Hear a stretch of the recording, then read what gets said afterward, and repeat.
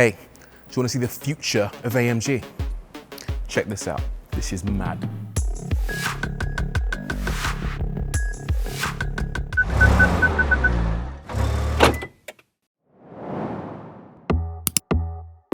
This is the Mercedes-AMG Concept GT XX, a prototype that gives us a vision of tomorrow's AMGs. It's all electric, has over 1,360 horsepower, a 224-mile-an-hour top speed, wheels that literally change shape mid-drive, batteries that charge in 5 minutes flat, and speakers in the headlights. Welcome to AMG's electric future.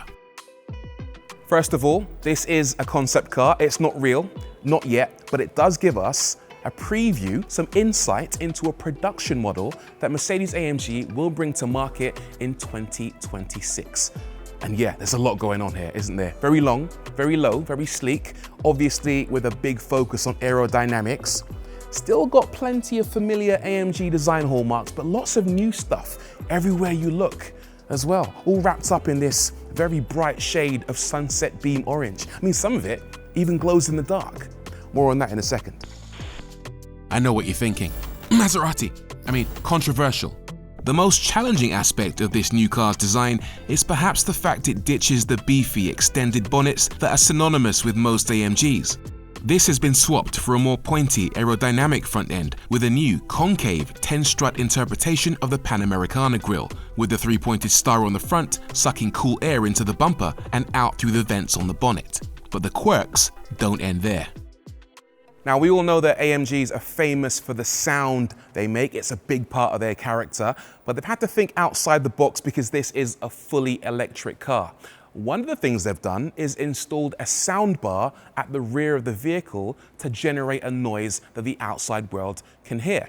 The second thing they've done is to install a set of speakers in the headlights. Now, the idea behind this is it can produce a signature sound that the outside world can hear. Both these headlights can project a noise, and part of it is a safety issue, but part of it is a character issue to let people know that this is a proper AMG. We don't know exactly what the sound will be, but when we entered the studio, AMG did play us a little welcome animation, and part of that included a noise that sounded a bit like a V8 or a V12, and that maybe gives us a hint as to what this car might sound like. Let's listen to it.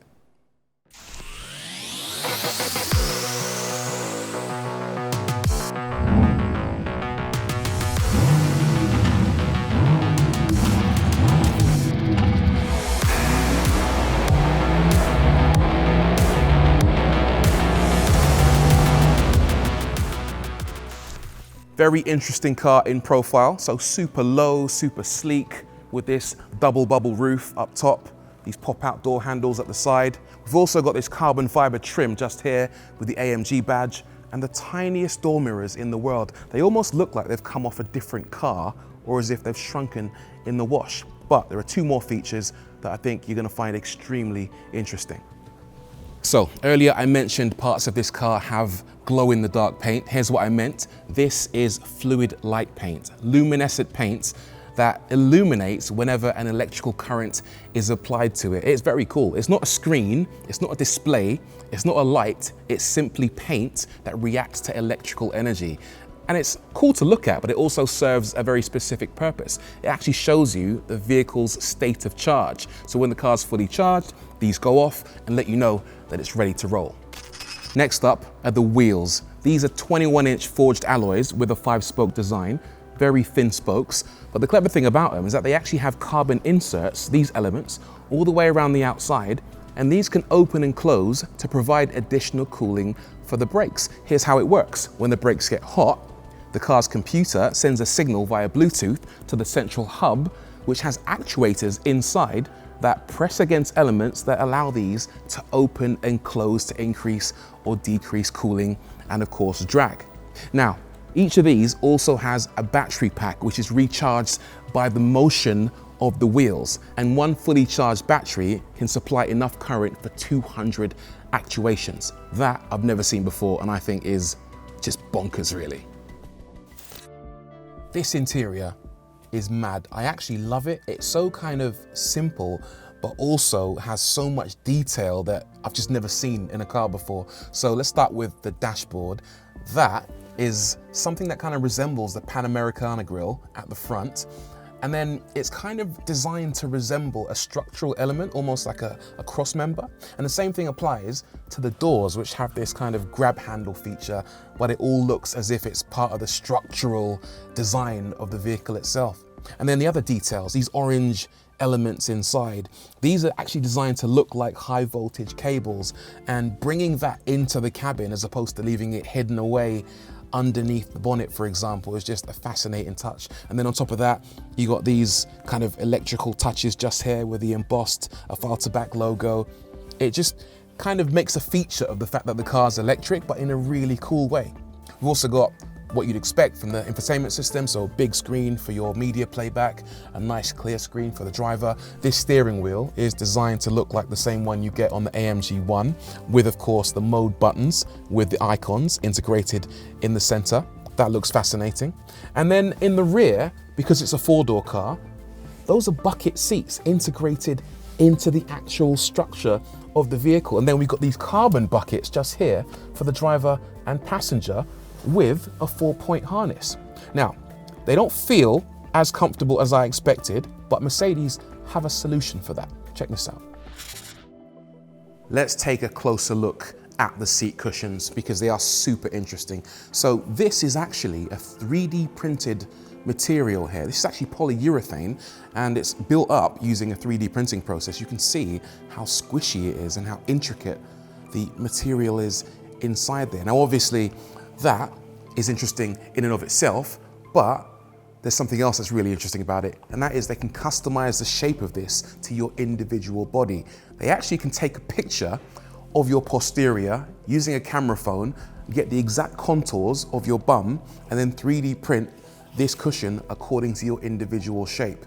The idea is that you could go into a dealership, for example, take a picture of your bum, into a Halfords maybe, and then send that data, not the picture, but the individual mathematical data pertaining to your posterior to the designers, who will then 3D print this to your exact anatomical shape. You might have some trouble convincing your passenger to let you take a picture of their backside, but the technology is nonetheless very interesting, and they actually cover it in this synthetic leather. Now, the idea behind this is super clever. It starts out with this race car tire from a GT3 race car. They take the rubber, break it down into this tire granulate just here, then they turn it into a pyrolyzed oil, which then leads them to transforming it into this synthetic leather material, which is not quite the same as authentic leather. You can see there is a difference just there, but it's close enough, and it allows them to then dye it to give it this pretty impressive leather finish, which by the end of the process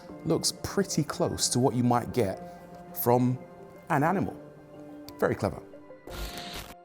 Right, let's talk about the back, which is by far the most outlandish angle on this car. We're gonna come back to this in just a second. It's the elephant in the room, isn't it? But let's discuss some stuff around it. First of all, this diffuser, absolutely enormous. Look how far that sticks out, and it's carbon as well. At the opposite end, we've got this big air brake on top to help the car slow down from massive speeds. And then these rear lights, I think, are very clever as well. Circular, 3 on each side, and they're enormous. They almost look like cannons. Okay, back to this screen. This is called the MBUX light panel, and it consists of 700 individual RGB LED elements, which you can program to display different things. You can tell it to welcome you when you approach the car. You can send a message to the outside world. You can have it displaying logos, for example. And in theory, you could actually program a custom message to let the people behind you know how much you love them or hate them.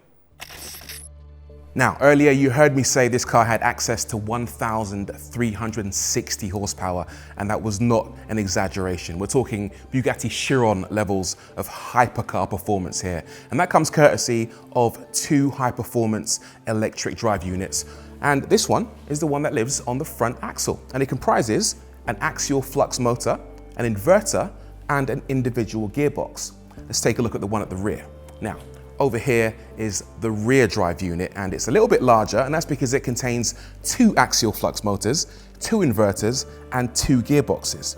Now what's really clever is that this is exceptionally small for the amount of power it produces. I mean, think of something like a V8 or a V12. They'd be much larger than this and yet produce significantly less performance. Over here, we can take a look at an exploded view of an axial flux motor. And again, highly compact. You've got the stator in the middle, 2 rotors on either side, and the advantages here is that it's 33% lighter than a conventional electric motor, 66% smaller, 3 times as much power, and twice as much torque. Impressive. This allows for an advanced version of AMG's Formatic Plus all-wheel drive system. The powertrain can send power to the front and rear as needed, but more quickly and precisely than internal combustion engines can allow. Under normal conditions, the front motor usually works as a booster and only kicks in when you need the full 1,360 horsepower or if traction is required at the front wheels. The rest of the time, it's a rear-wheel drive car with the drive unit at the back offering torque vectoring. AMG has yet to confirm official performance figures, but expect a 224-mile-an-hour top speed and acceleration to rival anything they've ever made. Or anything anyone else has ever made for that matter. You can pretty much, kinda, almost guarantee it. I also guarantee that you're missing out if you don't have this on your phone. It's the Autotrader app. And not only will it help you sell your car, but it will also help you choose from nearly 500,000 cars in the UK, new as well as used. And if you're not into cars, it also has bikes, vans, motorhomes, e-bikes, trucks, even plant and farm machinery. I don't know what that is, but I really want to drift it.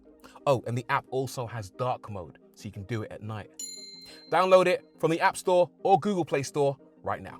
In order to provide that level of performance, Mercedes-AMG have had to work on a brand new type of battery, one with a very unique selling point, and that is that the cells themselves are directly cooled by liquid. In other words, the cells are exposed to a cooling liquid to allow them to perform across a wide spectrum. Now, they haven't given us a total driving range for the car, but what they have said is that this vehicle will recharge in excess of 850 kilowatts, which is very quick.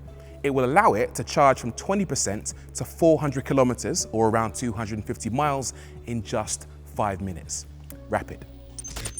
Michael Schieber, the boss of AMG, once said that the heart of an AMG is the motor. And that is very true. It's always been defined by the character you get from a V8 or a V12 engine. The future, though, is looking very different for motors, and they're going to have to work extremely hard to convince their current customers, and of course the next generation of customers, that this new generation of motor is one that is befitting the AMG image. Have they succeeded? Well, of course, this is just a prototype, it's a concept, so time will tell. The proof will be in the pudding when we finally see the production version of this car some point in the very near future. Let me know what you think in the comments down below, and of course, watch this space for more.